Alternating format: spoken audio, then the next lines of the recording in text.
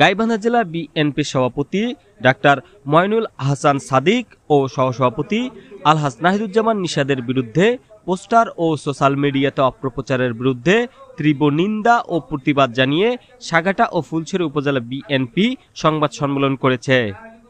গত 10 মার্চ রাত 9টায় বোনারপরস্থ জেলা পরিষদ ডাকবাংলোতে এক সংবাদ সম্মেলনে লিখিত বক্তব্যে ফুলছড়ি উপজেলা বিএনপির সভাপতি সাদিকুল ইসলাম নান্নু বলেন, আলহাজ নাহিদুজ্জামান নিশাদ একজন পরিচ্ছন্ন রাজনীতিবিদ।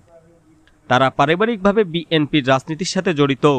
বিগত ফ্যাসিস্ট সরকারের স্বৈরাচারী শাসনামলে তিনি বিএনপির নেতাকর্মীদের পাশে থেকে সাহায্য সহযোগিতা করেছেন। দলের ক্রান্তি লগ্নে তিনি দলের জন্য অনেক ত্যাগ স্বীকার করেছেন। একটি কুচক্রী মহল আলহাজ নাহিদুজ্জামান নিশাদের জনপ্রিয়তায় দিশেহারা হয়ে তার বিরুদ্ধে অপপ্রচারে লিপ্ত হয়েছে।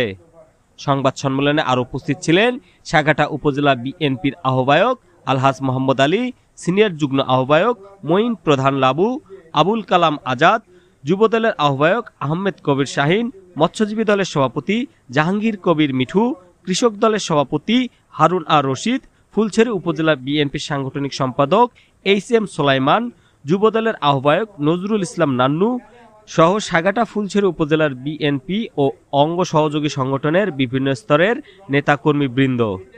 সাগাটা থেকে মাজেদ মাজুর ভিডিও চিত্রে মোস্তাফিজুর রহমান ফিলিপস, সাগাটা নিউজ।